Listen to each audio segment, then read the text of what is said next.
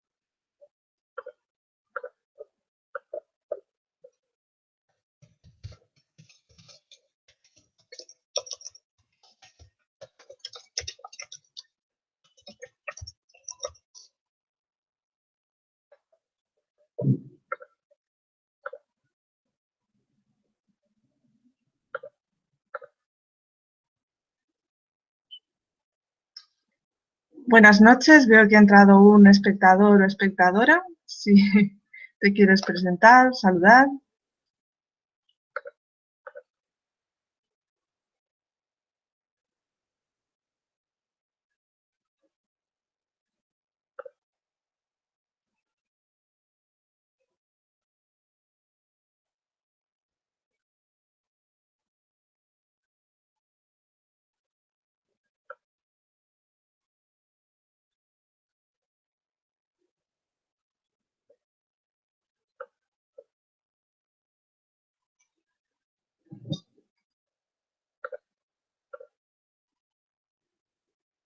Veo que ya se va uniendo gente a la sesión, pero bueno, como todavía no es la hora, esperaremos a que el resto de asistentes se unan.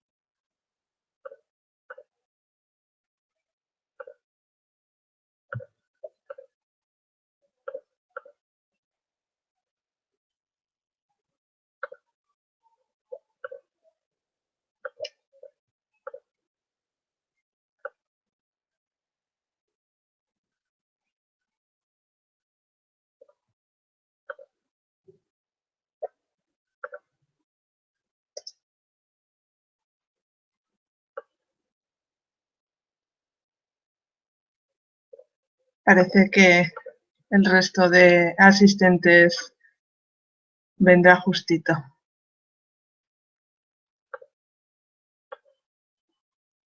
De todas formas, hola a las dos personas que están conectadas.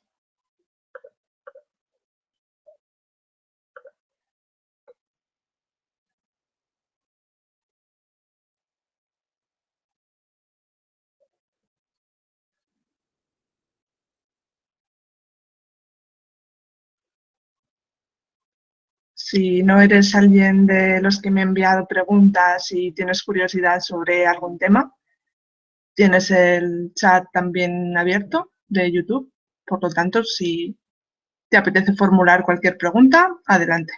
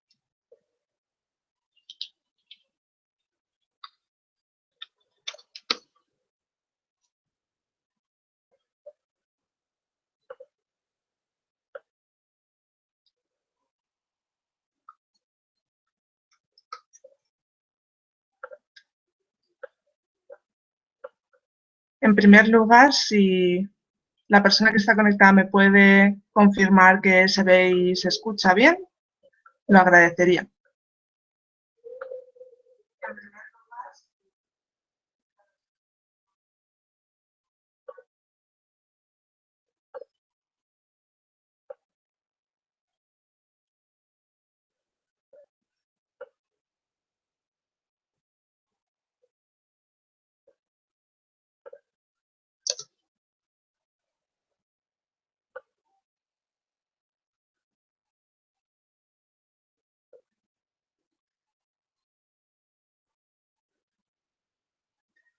No, no sé quién es Cas Luna, Catalina.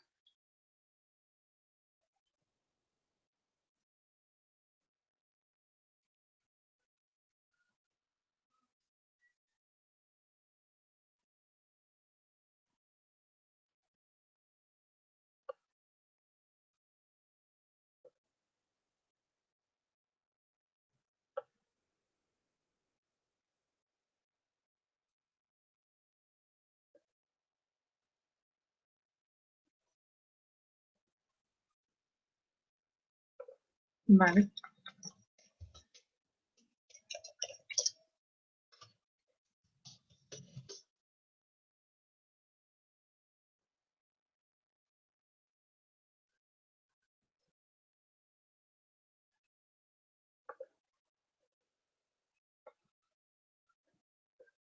Ya lo he buscado, pero no sé cuál es la intención, ¿no? De remitirme a esta persona.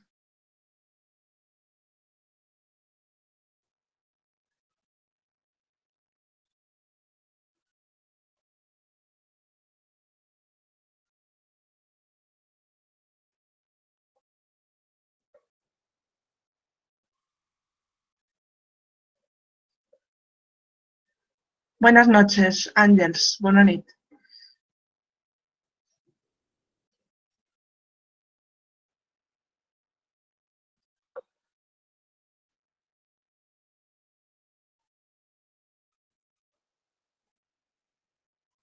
De momento somos 3 personas, pero creo que, dado que ya es la hora, puedo ir presentándome para que aquellas personas que no me conocéis, pues ya aparte de ponerme cara, pues conozcáis un poquito más sobre mí.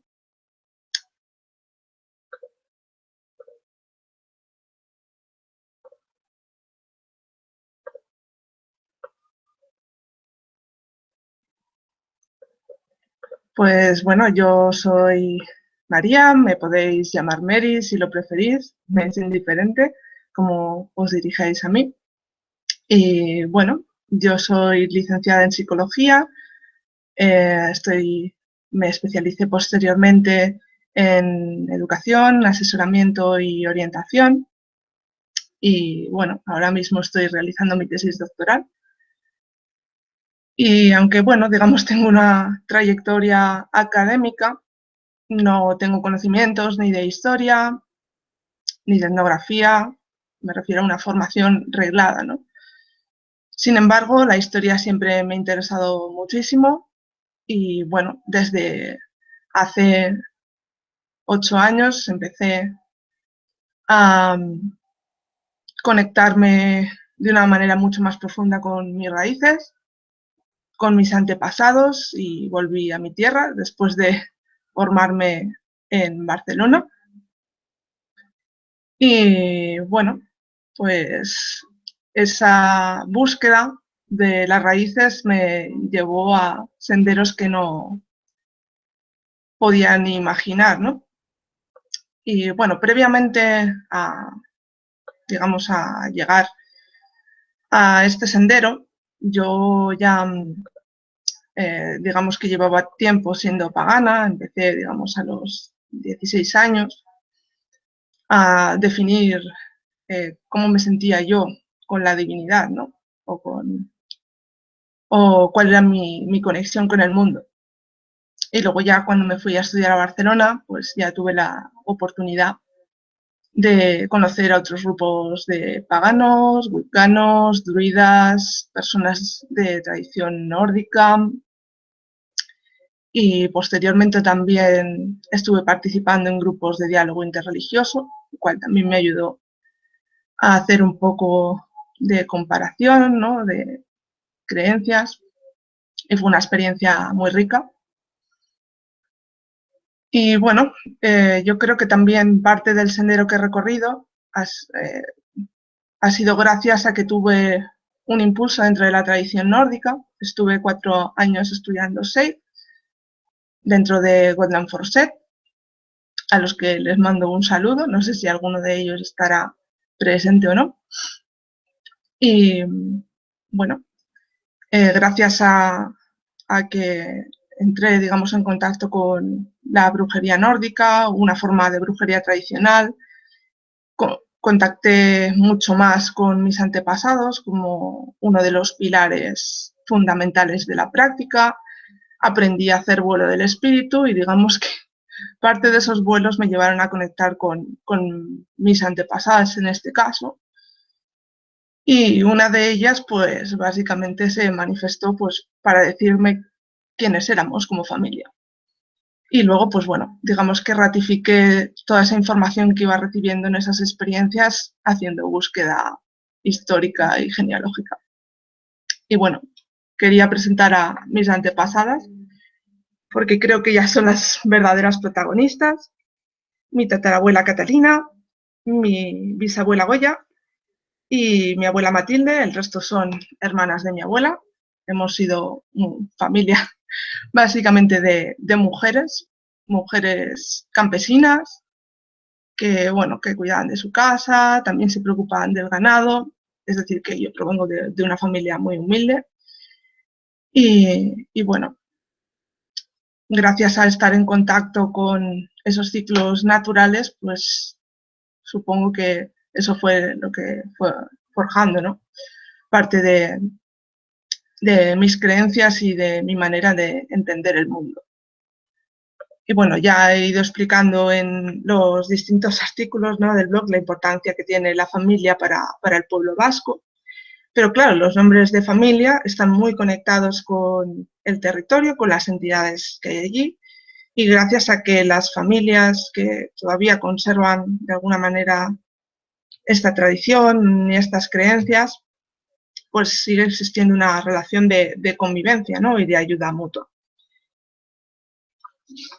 Y bueno, pues antes de empezar con las preguntas, quisiera agradecer a Ángeles, que está aquí presente, también a Noemí, a Sara, a Fernanda, a Rubén, por las cuestiones que me han ido haciendo llegar. Y también me gustaría agradecer a los lectores que durante estos 3 meses me han leído en uno u otro momento. No podía imaginarme que iba a tener lectores en 3 meses de 25 países, lo cual para mí ha sido una agradable sorpresa, aparte de personas de España, también me siguen desde Brasil, Argentina, México, Estados Unidos, Israel, Reino Unido, Chile, Uruguay, Alemania, Portugal, Italia, Francia, Costa Rica, Suecia, Noruega, Venezuela, Bélgica, Polonia, Suiza, Honduras, Perú, Canadá, Eslovaquia y Tanzania. Como veis, el listado es impresionante. Así que, de verdad, daros las gracias por vuestro tiempo, porque para mí pues, supone un impulso. Y bueno, ahora voy a empezar con la primera pregunta, porque me imagino que algunos ya estarán impacientes. Ángeles me preguntaba qué simboliza la etxea, o casa, para sus habitantes en Euskadi. Y bueno, pues la etxea simboliza varias cosas.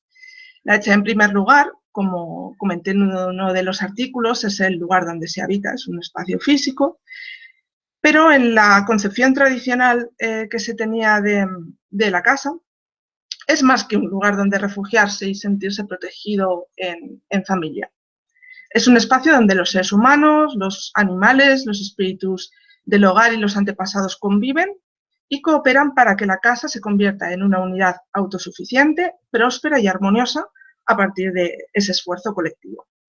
Y por eso es tan importante cuidar tanto de los espacios físicos como de que cada uno de los habitantes de la casa cumpla con sus roles y sus tareas.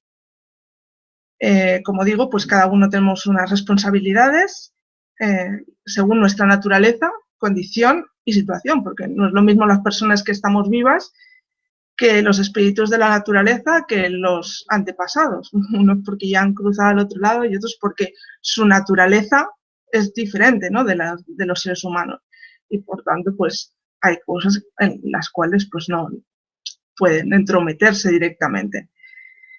Y bueno, digamos que si alguno de ellos no se hace responsable o se desentiende o no asume esas tareas, o no hay otra persona o otro ser que se ocupe mientras, por razones de fuerza mayor, ese miembro no pueda, pues digamos que se producen toda una serie de desequilibrios, no solo en la dinámica familiar, sino también en la dinámica productiva, porque tenemos que pensar que las casas tradicionales del País Vasco pues tenían su huerto, su ganado y en algunas cosas también su parcela de bosque, especialmente en el caso de Navarra, por el tema de los fueros, a todas las casas, en teoría, les correspondía un trocito de bosque. Entonces, pues lo dicho, ¿no? Que para que la casa esté segura y tenga un funcionamiento armonioso, digamos que todos deben comprender la naturaleza de cada uno, saber qué tareas debe realizar y, bueno, pues si le tienes que dar un toque a alguien, pues bueno, pues hacerlo.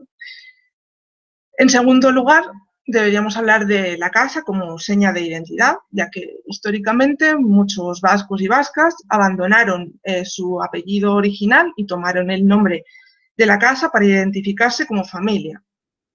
Esto no suele ser lo habitual en relación a otros pueblos. Y esto también evidencia la fuerte creencia de que estamos muy ligados al territorio que pisamos. Y bueno, y moldea una parte también importante de lo que somos, tanto a nivel físico, porque nos nutrimos con los productos de la tierra, con lo que cazamos, con esos animales que también nos sirven de alimento, y también obviamente, con los aspectos socioculturales, adoptando pues la jerga típica del lugar donde vivimos, las normas y las costumbres de ese lugar. Y bueno, aquella persona que no se hace responsable de esa herencia ancestral es como que pierde parte de esa identidad como individuo y luego, pues bueno, si mantiene unas creencias, pues también perdería parte de su fortaleza espiritual, porque hemos dicho que la casa no es solamente un espacio físico y paso al siguiente aspecto. La casa, como ya comenté también en uno de los artículos, era un templo. ¿Por qué? Porque la casa representaba el vientre de la madre tierra, de Mari, y también era un símbolo de esa cueva o la morada donde habitaba esa gran madre junto a sus hijos, sus hijas y sus sirvientes. Entonces, pues bueno, digamos que Mari está en su cueva y nosotros tenemos nuestra propia cueva, que es la Echea. Bien, en este santuario, en este templo, se rinde homenaje tanto a antepasados, llamados Echecoyaunac, a los espíritus del lugar, que hay varias tipologías y depende de las localidades reciben distintas denominaciones, a los espíritus de la naturaleza, o númenes, bueno, todas estas entidades locales. La señora de la casa o echecoandre es la sacerdotisa, que es la que se encarga de buena parte de las tareas del mantenimiento espiritual de la casa, como puede ser la limpieza, purificación, devoción a los distintos espíritus o númenes, el culto a los antepasados, la sanación, rituales también de protección, de adivinación, de atracción de la prosperidad, transmisión oral de las leyendas y creencias, modelado de conducta para que los demás vayan interiorizando cómo es esa tradición, las formas, los usos. De todas maneras, aunque se habla siempre mucho de la señora de la casa, la echecoandre, no podemos olvidar tampoco al señor de la casa, porque tiene su papel como representante de Maju o Sugar, que es el marido de Mari, y también se ocupa de, bueno, digamos que los hombres se ocupan en este caso, y concretamente el señor de la casa, de lo que está más puertas afuera. Por ejemplo, de ir a recoger la leña, de todo lo que tenga que ver con la fragua, de hacer tareas también de fertilizar los campos, de cuidar del ganado. Digamos que todas estas tareas son más masculinas dentro de la cultura vasca. Sin embargo, el interior de la casa es más el dominio de la mujer y es la que toma muchas de las decisiones precisamente por eso, porque ella es la representante de Mari, que es la deidad principal. También, respecto a la echea, otra cuestión importante es que la echea antiguamente servía como lugar de enterramiento, y esto sé que para mucha gente sonará bastante extraño. Normalmente, especialmente a los niños, se les enterraba o bien bajo el alero de la casa o en el huerto. El huerto o barats era un lugar que tenía connotaciones funerarias porque los cromlets pirenaicos recibían el nombre de Mairu Barats, pero normalmente se acortaba como Barats, o Arrespil. Entonces, pues bueno, se ve, digamos, que pasamos de ese enterramiento en cromlets, al enterramiento en casa, porque ya no tenemos ni cuevas ni cromlets. Por lo tanto, digamos que todo pasa al ámbito de la casa. Este tipo de enterramiento en el huerto todavía estaba presente a principios del siglo XX, es decir, que a pesar de que había ya una influencia cristiana importante, pues todavía seguían existiendo este tipo de enterramientos que se consideraban paganos. Por ejemplo, en localidades como Cortezubi, Oiartzun, Mutriku, Berriatúa, Mise, Sara y también algunos pueblos de La Rioja alavesa. Por otra parte, en la zona de la Baja Navarra también era común delimitar una parcela contigua a la casa que se llamaba Echecandea Arambarats, que era la huerta de la señora de la casa, y en este lugar se enterraban a los bebés que habían muerto, quizá porque eran prematuros o por algún tipo de enfermedad en la infancia, y también los no bautizados o no cristianos se enterraban allí. Normalmente se les enterraba debajo de tejas, porque la teja de la casa tiene un valor simbólico muy importante de protección. También se utiliza para, cuando se quiere bendecir a los animales, también se queman ciertas hierbas bajo la teja. Y bueno, pues en esta huerta de la señora de la casa, que servía como enterramiento para los bebés fallecidos o los no bautizados, se cultivaban, después de hacer este enterramiento con las tejas encima, pues las plantas que se consideraban.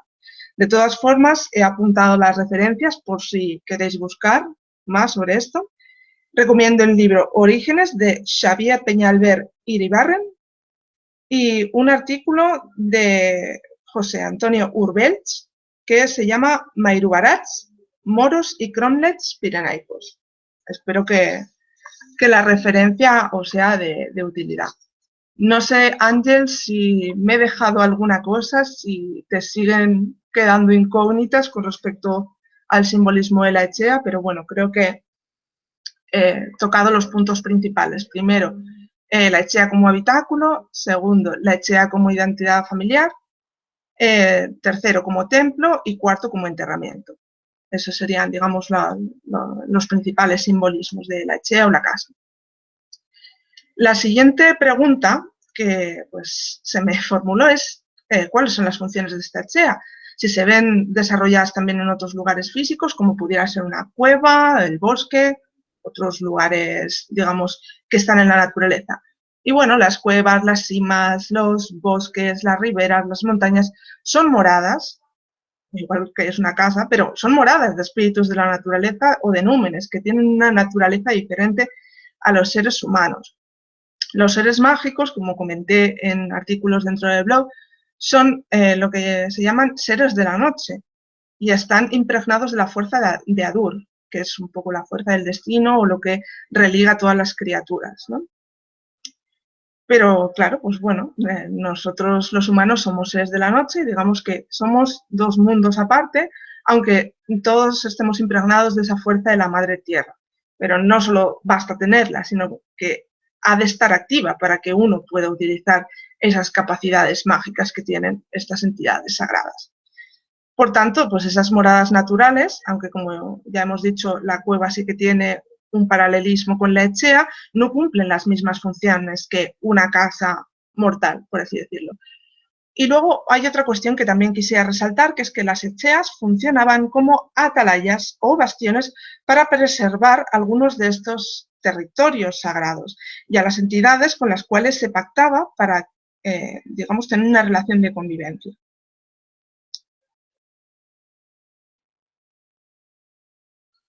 Y bueno, pues eso, no sería posible que ninguna de las dos partes superviviera, ¿no? Sin este contacto, sin ese reconocimiento de, bueno, tú tienes tus funciones, yo las mías, y tú me proporcionas a lo mejor madera que yo necesito del bosque y yo a cambio te doy culto. Digamos que es una relación muy cercana la que se tiene con los espíritus del hogar o de la casa. Pero bueno, digamos que las moradas míticas, por así decirlo, o los lugares sagrados, aunque la casa también es sagrada, no comparten las mismas funciones. Otra pregunta que creo que será del interés de bastantes personas, aunque quería escribir un artículo sobre ello, es qué rituales específicos se suelen practicar para proteger el hogar o para que el hogar proteja a sus habitantes. Bien, primer elemento, ¿no?, que hay que señalar es el fuego del hogar, que ya mencioné que se trataba de un espíritu, digamos, con sus características propias. Y este fuego del hogar debe siempre mantenerse encendido y atendido por la echecoandre, que es la señora de la casa, o bien por la hija mayor, o antiguamente existía la figura de la andereserora, que bueno, también era, digamos, un cargo espiritual, era una sacerdotisa más relacionada con los misterios de la muerte, pero digamos que en ausencia de esta señora de la casa tenía que ser la hija mayor o alguien que tuviera, digamos, también funciones de sacerdocio. Y bueno, el único momento en el que, digamos, el fuego se apagaba en la casa era cuando fallecía una persona. Pero en el momento en que ya se hacían los rituales de enterramiento y demás, se hacía una hoguera delante de la casa, digamos, para hacer una oración para el difunto, y luego ya se volvía a encender el fuego de la casa. O sea, son muy pocos momentos donde una chimenea o el fuego del hogar está apagado dentro de una echea, porque es el núcleo de la fortaleza de la propia echea. Ese espíritu es lo más potente, lo que activa, digamos, la magia de toda esa casa. Y bueno, digamos que también hay tipos de madera que tienen un simbolismo especial. Por ejemplo, la madera del roble. El roble está relacionado con el dios Urchi, que es el dios de las tormentas. Entonces, pues bueno, si quieres atraer también esos favores y la protección de esa deidad, pues a lo mejor te conviene quemar esa madera. El haya, que es la madera de la señora o de la dama, de Amalur, Mari, como la queráis llamar. El ciprés tiene, por ejemplo, unas connotaciones funerarias o de culto a los antepasados, y como estos ejemplos hay muchos más. Entonces, pues bueno, en función de las características simbólicas que tienen las diferentes maderas, pues se desprende una energía particular para la protección o armonización de la casa a distintos niveles. También hay otras sustancias que se echan al fuego, como son cáscaras de frutos secos. Bueno, mi abuela es especialista, sobre todo es curioso que se tiende a encender bastante el fuego con eso, las cáscaras de la almendra y todo este tipo de frutos en el Día de Difuntos y durante el invierno. Digamos que durante la época oscura el tema de las ofrendas con frutos secos es un eje común. Y luego la sal también es un elemento protector en distintas tradiciones espirituales, y bueno, si se quería alejar el mal o pensamos que se podía haber acercado un espíritu maléfico o una entidad descarnada, pues echabas puñados de sal. También se realizaba este, digamos, pequeño ritual cuando se creía que la muerte estaba cerca para alejarla de la casa.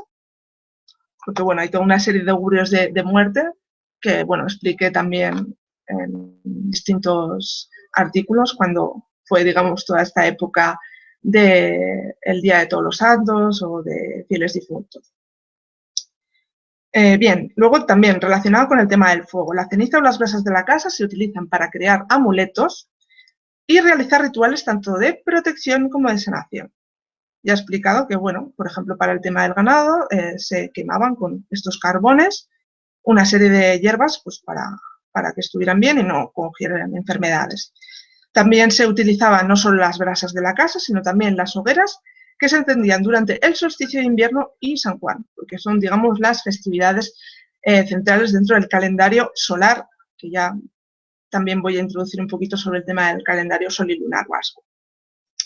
Y luego pues he recogido también unos ejemplos para que veáis cómo esto se manifiesta en distintas localidades. En el Osua, por ejemplo, las jóvenes solían llevar un saquito de carbón, de castaño, como protección contra el mal de ojo o pellizco. En Cegama se construyen amuletos bastante más complejos, como pueden ser los que se realizan con laurel, ajenjo, olivo, ruda, apio, ceniza y carbón.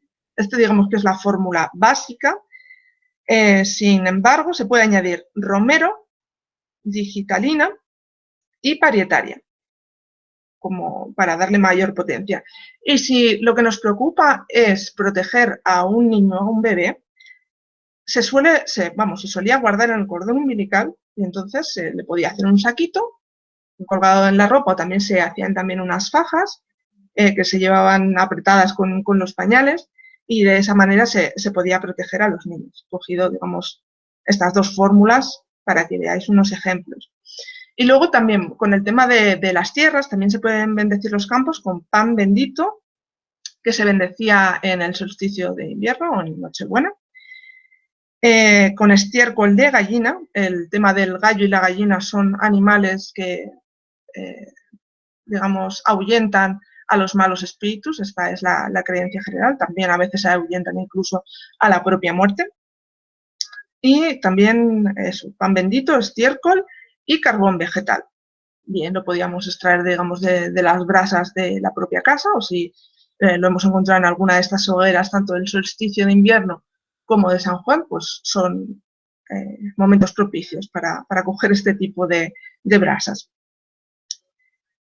Y bueno, también se ponía un tizón encendido, esto también es una práctica muy común y muy curiosa, en el agua que se traía de las fuentes, pero sí se recogía ese agua por la noche, porque ya he ido explicando a lo largo de distintos artículos que los seres de la noche, pues bueno, hay algunos que tienen unas características que se han ido considerando maléficas o, bueno, tienen una naturaleza un tanto peculiar.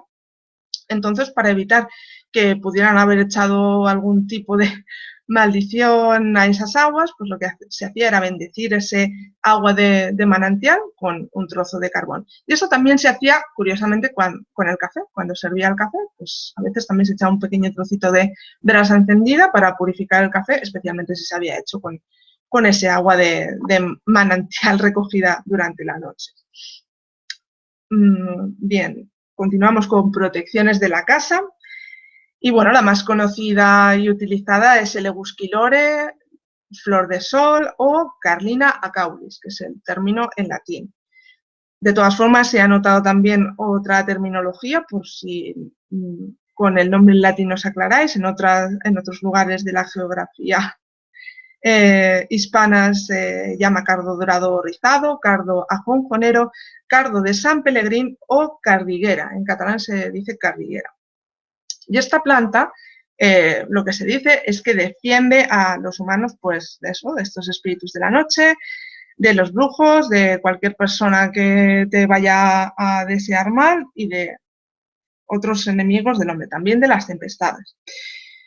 Y bueno, otras plantas, aparte del Ebusquilore, que se solían poner, digamos, en el dintel de las puertas, era el muérdago, la hierba doncella, también conocida como miura, y luego, digamos, hay otra serie de plantas que se suelen poner en los jardines porque se considera que tienen propiedades de protección y de armonización de la casa. Algunas de ellas son la ruda, que es conocida porque se utiliza para temas de exorcismo y ahuyentar, pues, tanto espíritus de la naturaleza que no vienen con muy buenas intenciones como entidades desencarnadas.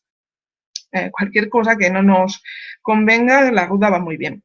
Luego también el romero, el hinojo, la menta, la hierbabuena, la albahaca, que es una de las hierbas principales de la diosa Mari, y los geranios, curiosamente. El tema de los geranios es más de la zona de Lapurdi, pero bueno, en mi casa, digamos que lo de plantar geranios es una constante. Y bueno, es porque, digamos, originalmente la familia venía de esa zona, venía de Lapurdi. Y bueno, otros talismanes de protección o kutuna que son muy comunes son colocar pezuñas de jabalí, de tejón, también valen zarpas de osos, de lobos, garras de gato montés o de aves rapaces, y se pone todo esto preferiblemente en la puerta principal de la casa para ahuyentar a todos estos males. Si ya combinas, vamos, el Ebusquilore con algún tipo de elemento animal, pues ya estupendo. Y luego también es muy común colocar cencerros que se denominan chintarri, sobre todo los que son pequeñitos, tienen una vibración bastante particular, campanillas de plata, tenían que ser de plata, porque bueno, la plata también está asociada al tema de la luna, es un metal muy preciado también a nivel mágico. Y, digamos, estos cencerros, campanillas de plata, cascabeles, tenían que ser bendecidos en San Antón, que es el 17 de enero. Y bueno, y normalmente la gente solía ir bastante al santuario de San Antonio de Urquiola a bendecir, digamos, este tipo de amuletos. O sea que si tenéis algo para bendecir, ya sabéis, si hacéis una excursión a Urquiola, es el momento y el lugar ideal, ¿no? Y bueno, digamos que estos cencerros y cascabeles no solamente se colocaban en las puertas, sino que también se podía colocar por dentro de las ventanas, a modo pues de atrapa cosas, ¿no? Para que no pasaran, digamos, al centro del hogar. Más amuletos de protección eran los ramos o cruces de madera que se pegaban, en este caso, con cera virgen. En las casas tradicionales era muy común tener un panal y se tenía una relación muy especial con las abejas porque eran mensajeras feéricas y se comunicaban directamente con la propia Mari. Entonces, digamos que los habitantes de la casa tenían, digamos, la obligación de mantener esa relación y ponerles al día de los sucesos y los eventos que iban aconteciendo en la familia. Y a cambio, pues bueno, pues estas buenas señoras abejas, pues también llevaban mensajes de estas entidades sagradas hacia la casa, y cuando llegaba el momento de un funeral eran las que producían la cera para las velas del funeral y, bueno, de todos los rituales mortuorios, ¿no?, que se hacían. Y, bueno, pues ya veis que no solamente la cera tiene, digamos, o las velas se ponían en velatorio, sino que, bueno, también se ponían como protección, especialmente la cera, para pegar estos ramos, se utiliza todavía. Y también, esta cera tiene que ser bendecida en la Candelaria. Bueno, también porque tiene un simbolismo relacionado con el fuego muy particular y también está muy vinculada la figura de la Candelaria o de Santa Águeda en el caso de los vascos, que, bueno, ahí digamos que son primas hermanas, con las mujeres y la protección de los niños y, bueno, por extensión también de la casa. Y, bueno, ¿con qué se hacían estos ramos o cruces? ¿O con qué se siguen haciendo? Pues se hacen con maderas muy diversas, por ejemplo, fresno, que en euskera lo llamamos lizarra, olivo, bondoa, sauce, satsa, laurel, ermue, espino albar, eloria, avellano, urritza, abeto y sella. Estos son los árboles principales: fresno, olivo, sauce, laurel, espino albar, avellano y abeto. Luego también, aparte de, digamos, estas cruces, lo que se solía hacer y todavía se hace son fabricar enramadas, que es una combinación ya de varios árboles o de varias plantas. La más conocida, ¿no?, o la más utilizada que por lo menos yo conozco, es la de fresno, espino y rosal. No obstante, otras combinaciones que se pueden hacer: espino, fresno, hipérico, artemisa y flores de San Juan. Y, bueno, estas enramadas, pues digamos que la fecha más ideal para bendecirlas suele ser San Juan. No obstante, los ramos que se hacen con laurel se bendicen el día del Domingo de Ramos. Entonces, pues bueno, si tenéis que bendecir laurel, el día ideal es el Domingo de Ramos. Y luego también, aparte de estas plantas y flores, se utilizan piedras, como son el azabache y fósiles, especialmente los erizos de mar. Están muy cotizados y son unos excelentes amuletos, y también se suelen poner en el alféizar de las ventanas, pues también para que esas criaturas mágicas, o sea, entidades que nos quieran hacer mal, pues bueno, pues se separen y no nos perjudiquen. Y, bueno, digamos que estos fósiles reciben nombres bastante particulares, como son las piedras de Santa Lucía, centellas o sorguin arría. Sorguin arría significa la piedra de las sorguiñas, ¿no?, o de las brujas en este caso. Luego, por las connotaciones también maléficas que desgraciadamente se ha ido dando a las sorguin o sorguiñas con el tiempo, ¿no? De todas formas, aclarar que la palabra sorguiña, que es el plural, se refiere tanto a brujos como a brujas, porque en euskera no existen los artículos que diferencian masculino de femenino. Bien, otras maneras de purificar la casa: quemar laurel, eucalipto, vinagre o alcohol con azúcar. O sea, son remedios bastante fáciles de hacer. También se pueden asperjar las habitaciones con agua de 7 fuentes, especialmente si es agua sulfurosa. O, bueno, pues si no te apetece ir a recoger el agua de las fuentes, puedes coger agua bendita de una iglesia. No obstante, yo soy de la opinión que es mejor recogerlas en las fuentes sagradas. Pero, bueno, ya cada cual con lo que prefiera hacer, y, bueno, a veces pues también el tiempo y los ritmos de vida que llevamos hace un tanto inviable ir a buscar el agua en las 7 fuentes. Luego también este pan bendito. Este pan bendito básicamente es un bollo de pan al que se le hace una cruz, se le pueden decir una serie de palabras y se bendice el día de Nochebuena. Tendría que ser en el día del solsticio de invierno, pero bueno, digamos que por esta convivencia entre las creencias cristianas y paganas, pues bueno, se aprovecha la noche de Nochebuena y se guardaba ese pan dentro de un armario, y si no se enmohecía, se consideraba que habíamos hecho bien la bendición y podíamos utilizarlo para rituales de sanación y de protección. Otra cuestión bastante interesante es que las prendas tejidas durante las 13 noches que van del solsticio de invierno a, digamos, el día de Año Nuevo, son consideradas mágicas, muy especialmente las que se tejen en Nochebuena. Este proceso de hilado, que también es un acto mágico, servía para tejer prendas que se usaban para combatir a estas entidades de la noche, o seres de la noche que se consideraban maléficas, o bueno, evitar que te echaran un mal de ojo. Y, bueno, pues también se tejían no solo prendas de vestir, sino a lo mejor manteles u otras cosas que tuvieras por la casa, con lo cual pues ya era otra forma de reforzar la protección de la casa.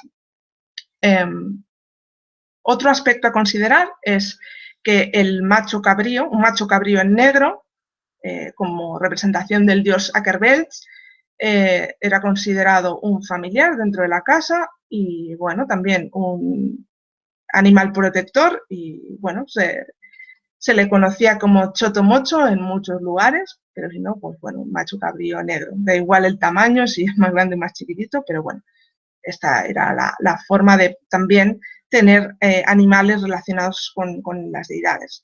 De las abejas ya he hablado anteriormente, tampoco me quiero extender.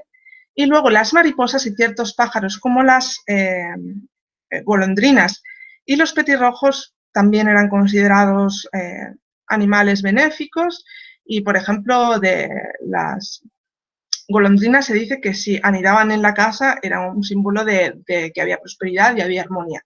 Entonces es muy bueno que las golondrinas aniden en la casa. Y luego ya si hablamos de protección más personal, lo que suele llevar la gente es cristal de roca, un vidrio rojizo, normalmente de tamaño cuadrado o coral, y luego pues también es una costumbre muy extendida el llevar castañas de indias en el bolsillo. Mi madre dice que las lleva sobre todo por temas de huesos, aunque digamos que en otros lugares no solamente se utiliza como un sistema, digamos, de sanación o de prevención con el tema de los huesos, sino que es un amuleto de protección per se. Y bueno, pues ya he mencionado también el azabache, otras piedras podrían ser el alabastro, las piedras horadadas, estas que tienen un agujerito que dicen que son las piedras de hadas, que puedes mirar a través de ese agujero y ver a los fenéricos. Y bueno, también puedes llevar huesos de animal, cascabeles. Bueno, los amuletos en este sentido son creativos y diversos. También se utiliza la ceraunia, el cuarzo o el pedernal, que ha sido alcanzado por un rayo, que son las famosas piedras de rayo, también conocidas en euskera como chimistarri o suarri. Suarri significa piedra de fuego y chimistarri tiene que ver directamente con el rayo. Y bueno, también las hachas, especialmente si han sido alcanzadas por el rayo, pues se consideran también elementos de protección y normalmente las hachas también dicen que se utilizan para cortar las tormentas, especialmente las que tienen pedrisco, y se ponen, digamos, mirando con el filo hacia arriba. Si lo puedes poner en el dintel de la puerta mejor y si no, pues bueno, lo más cerca de la puerta posible. Y si es hacia arriba, mejor que mejor. No obstante, pues bueno, si queréis seguir profundizando en temas relacionados con la casa, una referencia que creo que no está en el blog todavía es la de La casa en Navarra, de Julio Caro Baroja. Así que si queréis seguir investigando, pues esa es una referencia que os facilito. Y por último, relacionado con el tema de la casa, me preguntaba también Ángels si existe algún tipo de celebración específica para honrar a la Etxea como lugar sagrado. Y no existe ninguna festividad para honrar a la Etxea, porque la Etxea, digamos, aunque dentro de ella hay un egregor conformado, digamos, por todos esos espíritus de antepasado, por esos duendes caseros, también algún otro numen con el que se tenga un contacto especial y luego pues los rituales que se hacen dentro de la propia casa generan una energía. Pero la casa no es una entidad sagrada, es un lugar sagrado, no, digamos, una criatura viva como tal. Entonces, pues bueno, pues también es muy difícil conocer la fecha de la fundación de la casa para hacer algún tipo de aniversario. Entonces, supongo que por eso no se hace ningún tipo de celebración específica. Eso sí, hay muchas festividades y muchos ritos que se hacen dentro de la casa, no solamente las relacionadas con el culto doméstico, sino que, digamos, las festividades invernales, como pueden ser el Día de Difuntos, el solsticio de invierno y la Candelaria muy especialmente, son festividades que se celebran mayormente dentro de la casa, aunque fuera de la casa también se pueden hacer celebraciones públicas. Y bueno, paso a la siguiente pregunta. No sé si os surgen dudas de todo lo que he explicado con respecto a la casa. Hago un pequeño parón por si hay alguien que quiere comentar algo al respecto de todo lo que he ido comentando. Sí, es importante la diferencia entre lugar sagrado y entidad o criatura mítica o como prefiramos llamarlo. Bien, me preguntaban también, aparte de Amboto, que es la morada más famosa de Mari, ¿qué otras montañas están asociadas a ella? Y bueno, ya he mencionado alguna cuando he hablado de los rituales de protección. Una de las montañas sagradas es Urkiola, pero bueno, tenemos otras como Aizkorri, Aketegi, Chindoki, Murumendi, Aralar, El Gorbea, Gaistozulo, Ayuich, Ori, Agamunda, Hernio, Ois, Aloña. Digamos que esas yo creo que son las más famosas, especialmente creo que las he nombrado de hecho por orden de importancia. Y luego también me han preguntado qué cuevas sagradas se utilizaban o se utilizan como lugares de culto. Bien, voy a ir también un poco por orden geográfico. En Álava señalaría Capildui, Oquina, Zaldiarán, Mariasulo. Esas son, yo creo, las 4 cuevas más importantes. En Vizcaya, cuevas o cavernas que merecen ser señaladas: Balzola, Superlaur, Achali, Sarrimendi, Marillenkovia, que es la cueva que se encuentra en Amboto, que es la más famosa dedicada a la diosa Mari, Gavaro, Canterazar, Otoyo y Damazulo, es decir, la cima de la dama. En Guipúzcoa, vamos a nombrar también algunas: Covaundi, Cucheverri, Achorroch, Gaistozulo, Aketegi, Sugarzulo, Agamunda, Urstatsu, Azcata, Ubedi, Murumendi, ya he mencionado también el Chindoki, Olanoi, Ochavio, Leicezulo y Obanzu. Yo creo que esas son las principales. También ya he dicho las de Guipúzcoa. En Navarra estaría Obede, situada en Alsasua, Udave, Beraingolese, que está en Burunda, Puterri, Mugiro, la de Zugarramurdi, por supuesto, las cuevas de Zugarramurdi son muy famosas, y Auza. Yo creo que esas son las cavernas más interesantes de ver. En Lapurdi tenemos Marishilo, Arrobibelch, Lecia y Fardicoarri. También está la de Mondarrain, pero yo creo que las 4 anteriores son más importantes. En la Baja Navarra, que no es lo mismo que Navarra, está al otro lado de los Pirineos, Celarburu y Zurchay. Yo creo que esas son las 2 más importantes. Y en Zuberoa están Lecharri-Gibene, Lecenovi, Beli y Azalegui. Yo creo que esas son las cuevas más importantes. Sé que son muchos nombres, pero bueno, si os habéis podido quedar con algunos de ellos para hacer excursiones, visitarlas y comprobar por vosotros y vosotras mismas la sensación que os da, pues adelante. Y bueno, no me han preguntado específicamente por el tema de los calendarios solilunares, pero si hay alguna persona que esté interesada en que desarrolle este tema, pues voy con ello. Y si no, continúo con las preguntas. De todas formas, yo creo que sí que estaría bien que diera unos pequeños apuntes para clarificar algunas de las cosas que he comentado a través del blog. En primer lugar, que, digamos, dentro de la cosmología vasca existían dos estaciones. Básicamente también era la época oscura y la época luminosa. La época oscura tenía el nombre de Iyul, que el tema de Il tiene que ver bastante con el tema de la muerte. Y bueno, el invierno como tal, digamos, se denomina Negu. Y luego, digamos, la parte luminosa del año estaría configurada por el verano, que es la época de florecimiento, y se denomina en euskera Uda. Las estaciones intermedias, que son la primavera y el otoño, no existían originalmente en los calendarios.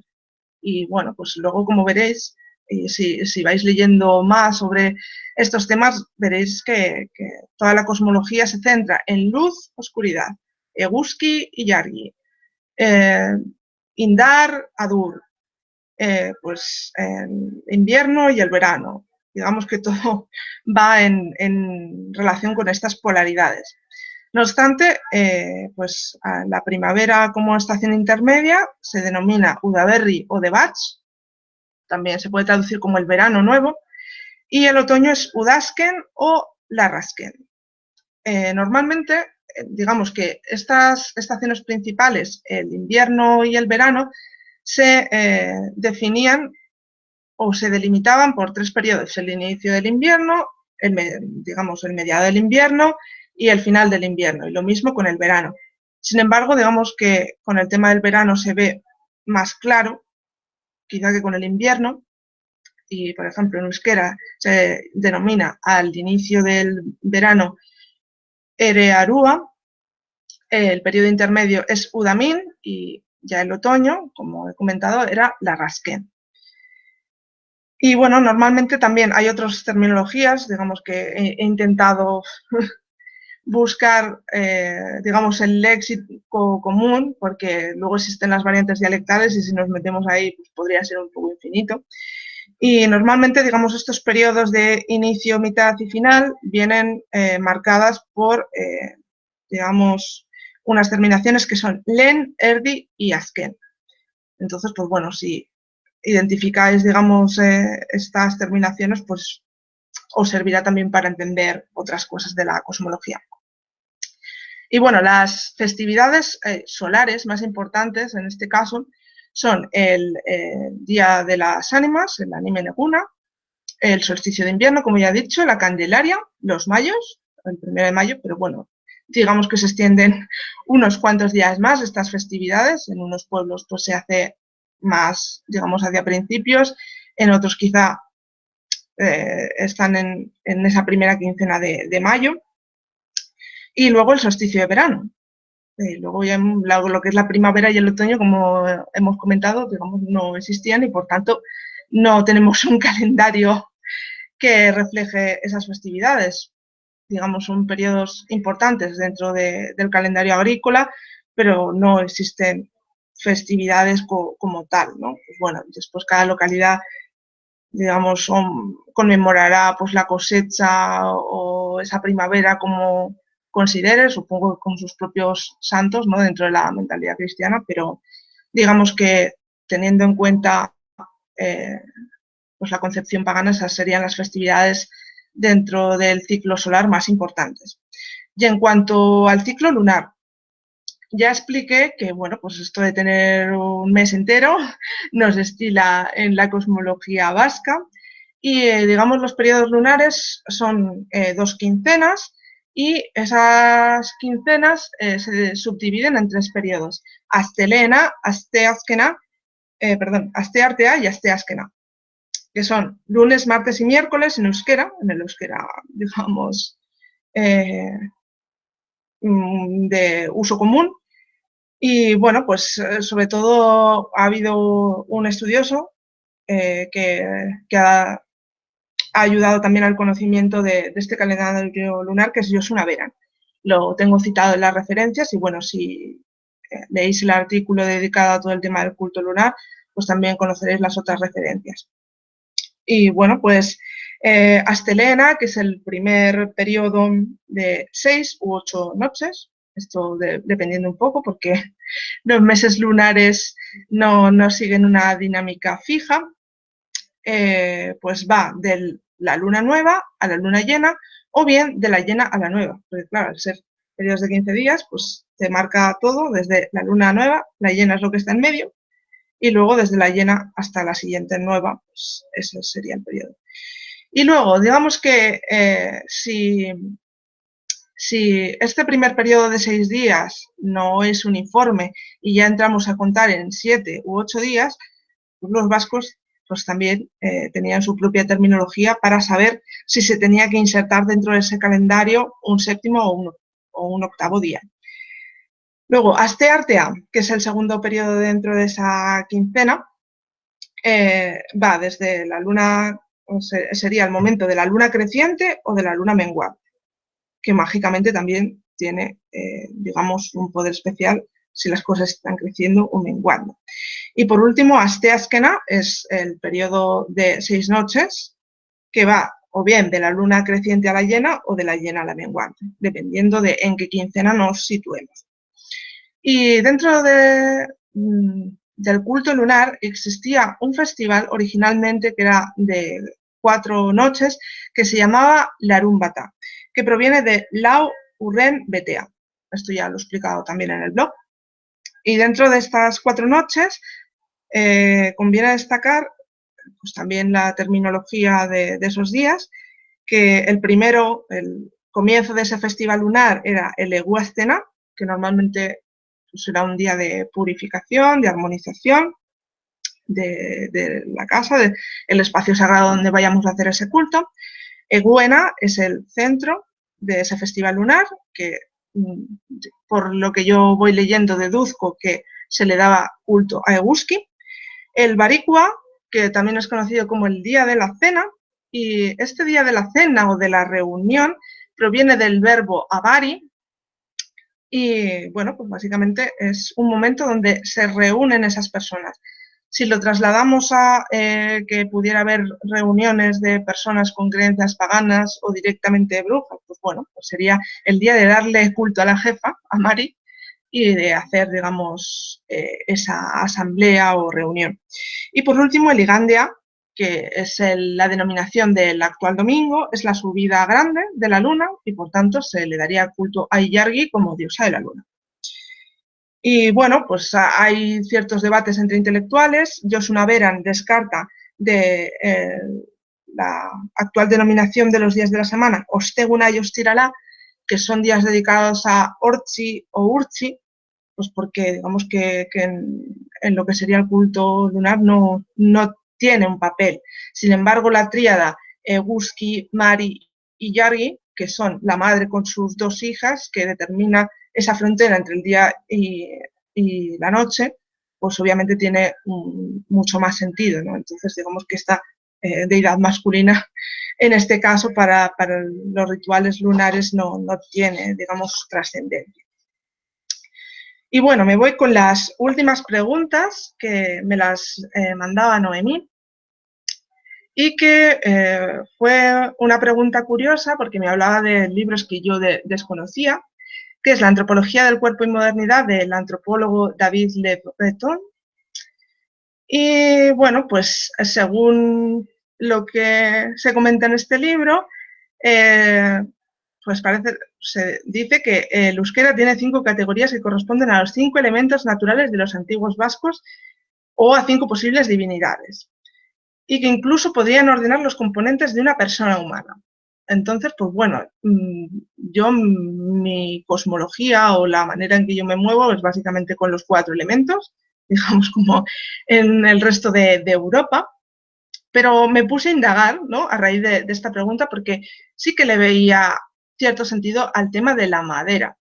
No obstante, ahora voy a explicar con más detalle que sería injusto solo tener en cuenta la madera, conociendo la importancia de la piedra y del metal en, digamos, las profesiones, en los deportes también vascos y demás. Los 4 elementos serían Lur, la tierra, pues si lo queremos ligar con una deidad, obviamente sería Amarur, madre tierra, o Mari, Su o Sua, que es el fuego, pero aquí hay que diferenciar 2 tipos de fuego. El fuego del hogar, que es el vero, y el de la fragua, que es Arraio. Y bueno, la deidad que se identificaría más con el fuego, aunque ya hemos dicho que el fuego del hogar es una entidad con su propia personalidad, sería Sugar o Maju, que es el marido de Mari, que es la figura del cuélebre que tenemos, digamos, en Asturias o en otras regiones, ¿no?, del norte de España. Ur sería el agua, y el agua está especialmente vinculada a las lamias. Y Aise o Aisea sería el aire. Y curiosamente aquí vemos que los vientos no son norte, sur, este y oeste, sino que los vientos principales también vienen de dos en dos. El del norte, que es el más fuerte, que es Ipar, y el del sur, que es Egoi, cuya esposa es Egoa. Y bueno, es una cosa curiosa lo del tema de los vientos, porque aunque hay, digamos, espíritus de los vientos, tanto masculinos como femeninos, digamos que tienen más poder en general las mujeres porque son las que ayudan a armonizar el talante difícil de los vientos masculinos. Por ejemplo, las hijas de los vientos del nordeste son las esposas de los vientos del sur y del norte. Estos son, digamos, parte de la mitología, ¿no?, con respecto al tema de los vientos. Y como digo, pues los principales son el del norte y el del sur, y luego tenemos la famosa galerna, que es el temporal que viene con viento del oeste. Sin embargo, no tengo yo muy claro por qué el viento del este no es muy mencionado. Y eso, comentar también con respecto al tema de los vientos, que el viento del sur es bastante temido.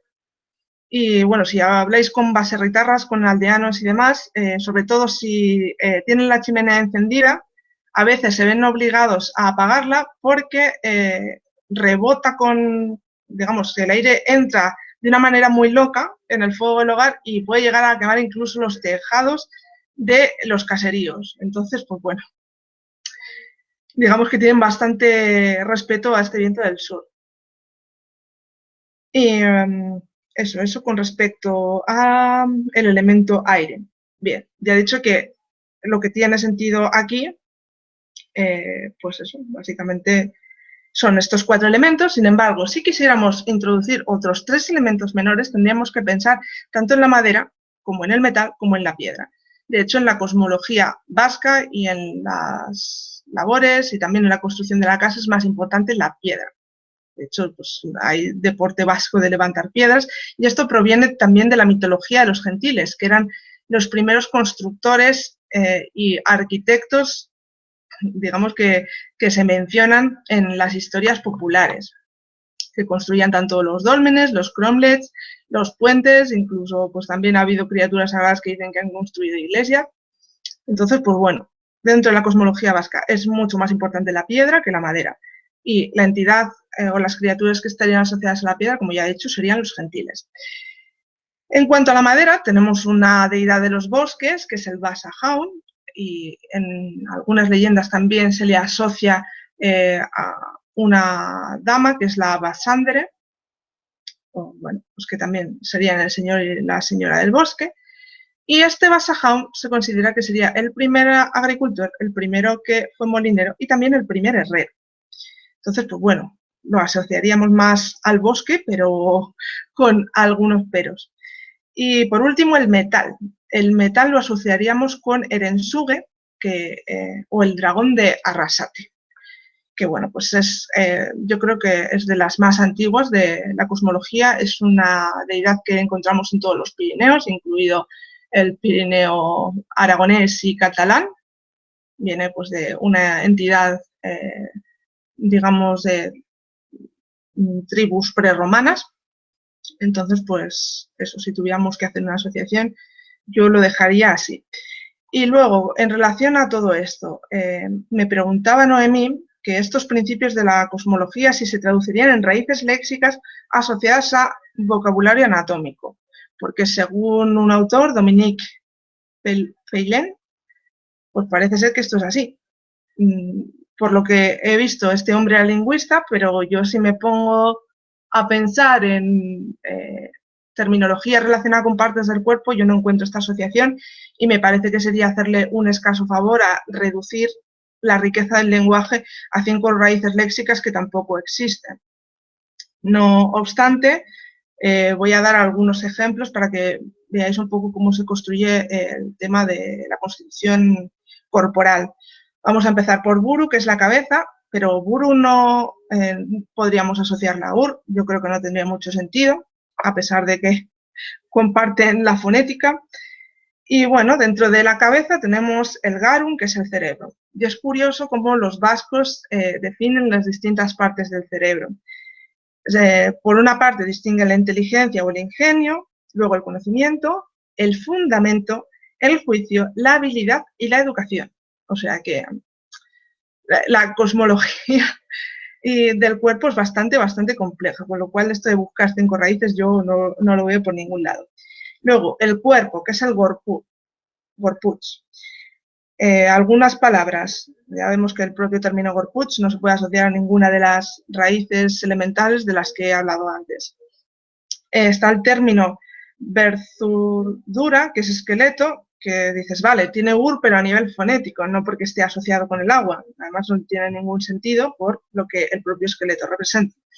Bularra, que sería el pecho, pues no viene del ur, estamos hablando de lar, con lo cual no, tampoco hay ninguna conexión léxica.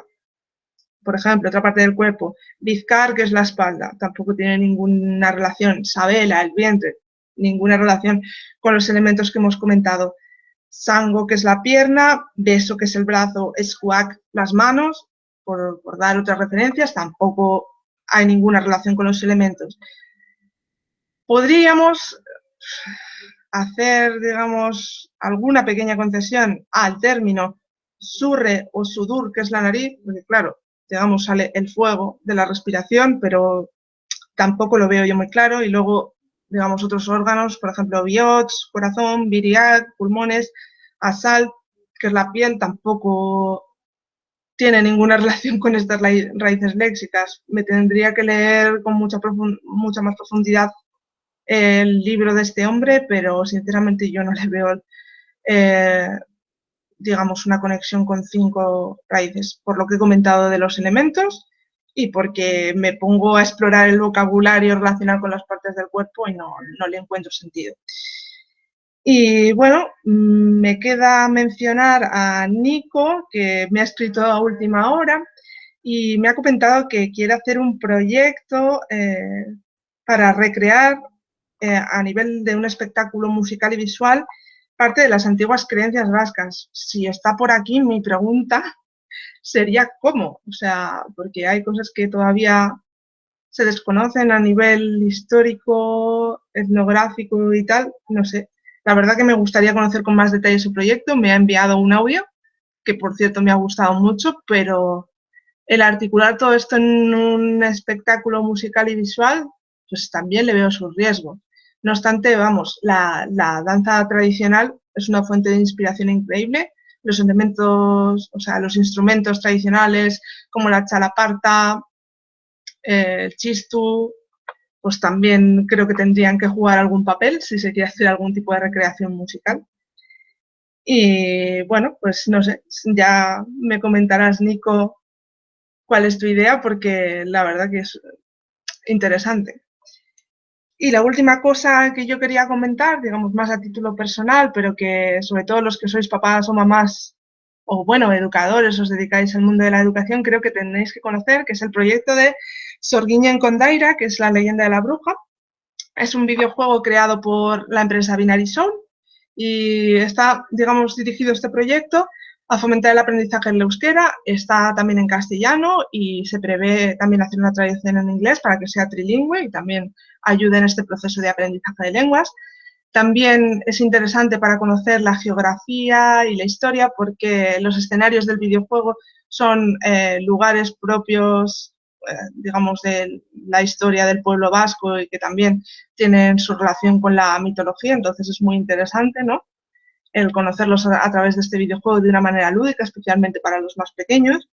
Y bueno, la mitología vasca porque aparecen seres como Ahueco, que es la deidad de la noche, las Orguiñas, la propia Mari, el Basajaun, y seguro que me dejo a bastantes más, pero lo interesante es que, digamos, el proyecto no se va a quedar solo aquí, sino que a finales de este mes van a publicar la continuación del juego, que es una versión para móviles, llamada Sorginen Erronkak, que incluirá poemas del escritor Aritza Vergara, que es el autor de un libro que recomiendo muchísimo, es una preciosidad, que está tanto en euskera como en castellano, que se llama Mitología del pueblo vasco tras las huellas de los gentiles. Y bueno, las ilustraciones son maravillosas, he colgado alguna de ellas, creo que fue en el último artículo del blog.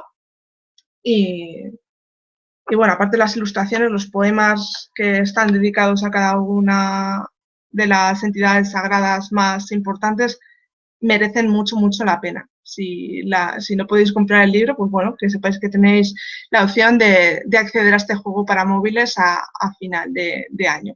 De todas formas, a través del Facebook ya os iré actualizando porque a mí la verdad que cuando tuve la oportunidad de acercarme al proyecto me encantó y yo que me dedico también al mundo de la educación veo que es una herramienta súper potente, que para hacer trabajo por proyectos, tanto en infantil como en primaria, tiene un potencial enorme, aunque a nivel de secundaria pues se pueden hacer proyectos más complejos, pues llegándolo con aspectos, digamos, históricos, etnográficos, y bueno, que espero que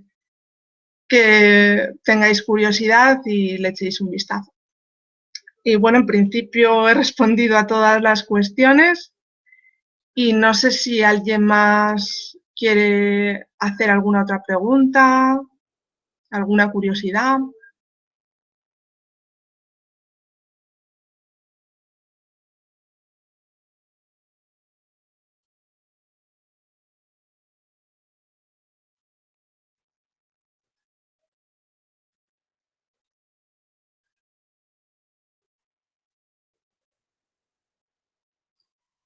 Espero no haberos aburrido mucho con el discurso porque, bueno, para mí es parte de mis creencias y mi legado cultural, ¿no? Pero creo que el pueblo vasco, pues, tiene mucho que aportar también a nivel de intercambio, ¿no? Con otras culturas.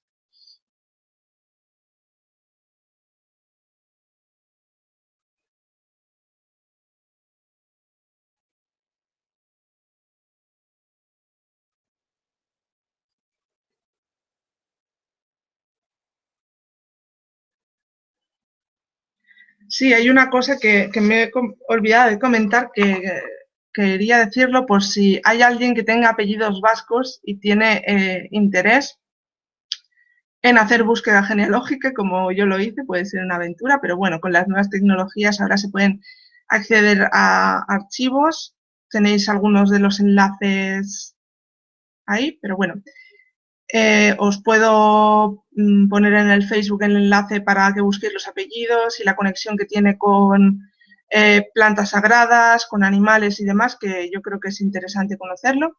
Y luego recomiendo dos programas muchísimo para todo aquel que se quiera interesar por el tema de los apellidos, todo el tema de la casa y todo esto, que son todos los apellidos vascos y Origen, que son dos programas de la ETV2, que son una cadena vasca, y estos programas se pueden ver a través de Internet, es decir, no hace falta que tengáis una antena para poder acceder a ellos. Y bueno, digamos que creo que os he ofrecido toda una serie de recursos para que si queréis seguir investigando por vuestra cuenta, pues lo hagáis. Y simplemente decir que agradezco la presencia de aquellas personas que han asistido y que estoy a vuestra disposición para que me sigáis formulando preguntas, curiosidades y, y bueno, pues si necesitáis referencias, pues me podéis escribir a por encima de todas las zarzas @gmail.com y nada, pues también si deseáis hacerme llegar sugerencias para que continúe escribiendo artículos, aunque voy siguiendo un listado que hice por una encuesta que tuvo también bastante acogida, pues bueno, estoy dispuesta a seguir ampliando ese listado.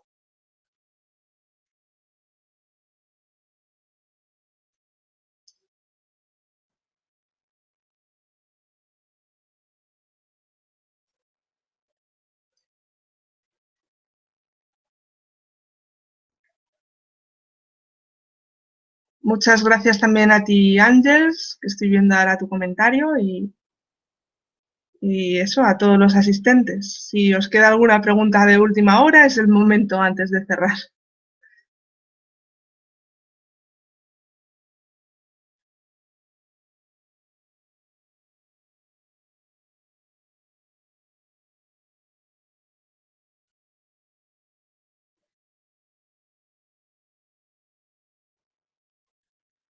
Veo que no, que estáis tímidos al hacer preguntas. Pero una vez más, gracias y queda a vuestra disposición para lo que queráis. Hasta muy pronto.